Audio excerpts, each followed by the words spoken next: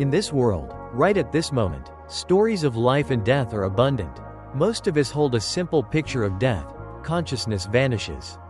Everything ends. It is an intuitive image, but also one filled with coldness and quiet fear. But what if I told you there is another way of seeing? A path that has existed for thousands of years. That allows us to face death not with fear, but with understanding and compassion? This is not a fairy tale or an empty promise. This is a profound Buddhist perspective on the continuity of consciousness, showing us that consciousness is not a fixed thing, but a continuous flow that exists beyond death. Let's explore together, not what happens when we die, but a more fundamental question. What exactly is consciousness? Right at this very moment? 1. Consciousness, a river, not a light bulb. Most of us think of consciousness like a light from a light bulb. Our body is the bulb, and our awareness is the glow. When the bulb breaks, the light disappears, the story ends. But the Buddhist tradition proposes another image, a river. A river is not a fixed thing. It's a flow. It moves across changing landscapes, sometimes fast, sometimes slow, but the current continues. The death of the body, in this analogy, is not the end of the stream. It's a transformation of the terrain. The current shifts, but it does not vanish. This perspective isn't based on blind faith. It's rooted in direct observation, and it's supported by one of the most precise teachings of the Buddha. In the Mahatmasankhaya Sutta, the Buddha corrected a common misunderstanding. A monk named Sati believed that consciousness is a fixed entity that passes from one life to another. The Buddha responded decisively, apart from a condition, there is no arising of consciousness. In other words, consciousness isn't something that exists on its own. It's an event that only arises when the necessary conditions are present. For example, visual consciousness arises when there is an eye, a visible object, and light. Auditory consciousness arises when there is an ear and a sound. Mental consciousness arises when there is a mind and a thought. In every case, consciousness is dependent, emerging from contact, not existing independently of it. This leads to a profound shift in how we see ourselves. If consciousness is a process, not a substance, then there is no fixed self or inner soul residing behind it. The I, who is aware right now, is not a solid identity, but a continuity of moments, each one arising and vanishing, linked by causality. In Buddhism, this unbroken succession is known as Sata Santana, the stream of mind. The concept of non-self, anatta, becomes clear. It doesn't deny experience. It reveals that what we call a self is merely a convenient label for a constantly moving process. And this changes the whole question. If consciousness is not a thing that exists but an activity that unfolds, then the idea of it being destroyed at death is misplaced. What ends is not an entity, but a set of conditions. When the body ceases to function, the riverbed collapses, but the current, shaped by other forces, may still continue. 2. Karma, the unseen momentum of the stream. If consciousness flows like a stream, a natural question arises. What makes it flow? A river does not move by itself. It is shaped by the land, pulled by gravity, and fed by countless drops of rain. Likewise, the stream of mind does not drift aimlessly. It flows with a certain direction, driven by something deep and unseen. In Buddhist thought, that unseen force is karma. Karma is one of the most misunderstood words in the modern world. Many people think of it as a cosmic system of reward and punishment, as if some divine judge is keeping score. But in its original meaning, karma is far more subtle and profound. It simply means intention. The Buddha made this clear in the Anguttara Nikaya, where he said, "It is intention, monks, that I call karma." This is the essence of the law. Karma is not something added onto our lives from the outside. It is the natural echo of our own volitional acts. Every time we think, speak, or act with intention, we shape the stream of our mind. These intentions do not vanish. They are imprinted in the continuity of mental moments, like seeds falling into the soil of consciousness. The stream of consciousness carries this entire garden forward, moment by moment, life after life. 3. The transition process, from one life to the next. If consciousness flows like a stream and karma shapes its current, then a deeply personal question naturally arises. What happens when this body dies? How is the flow maintained? What links the final moment of one life to the first stirrings of another? The answer begins with the mind at the very edge of death.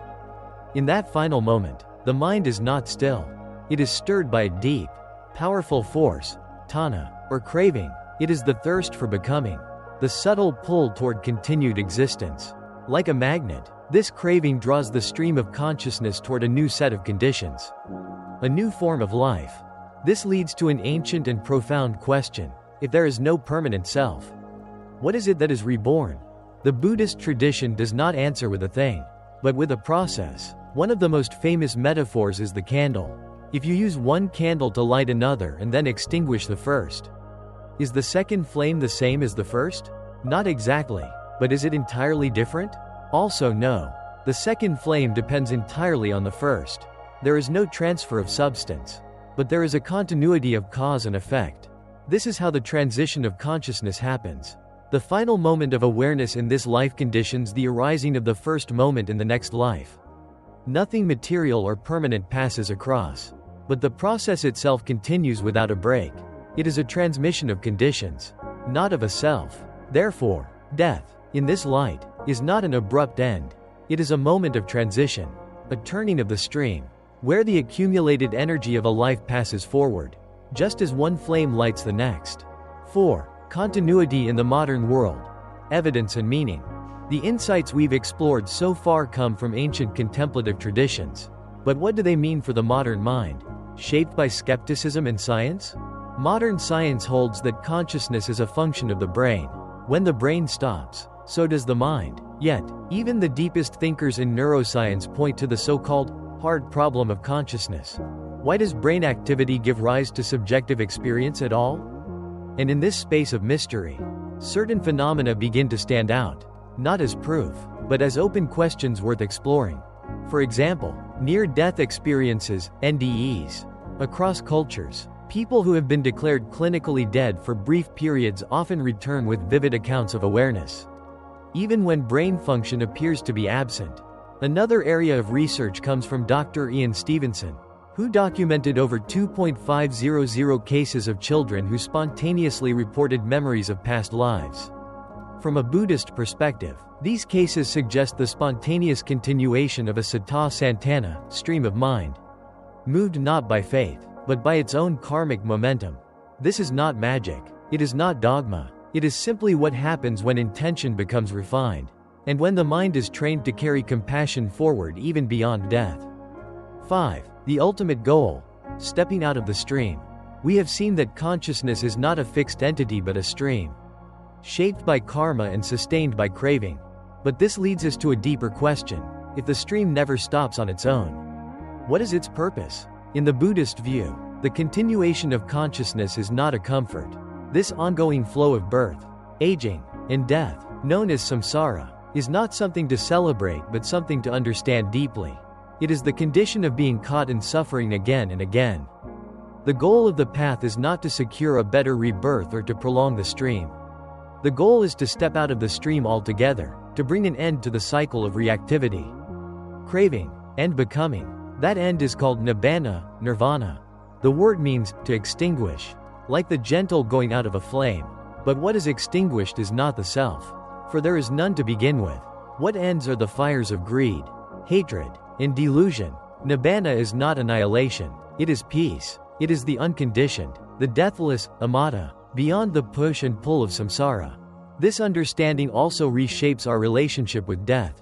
When we see death not as a final eraser but as a moment of transition within a larger stream, fear softens. There is less panic about the end and more interest in the quality of the journey. The Buddha never asked us to simply believe. He encouraged us to look through practices like meditation, mindful awareness, and ethical living. We begin to witness the stream as it flows within us. We see how craving arises, how intentions take form, and how suffering is born. And we begin, little by little, to unhook from the current. The Dharma is not a theory. It is a mirror. And at the heart of its reflection is not the question, what happens after death, but what is happening right now? The stream continues, but it need not carry us blindly. We can wake up within it. We can touch something beyond it.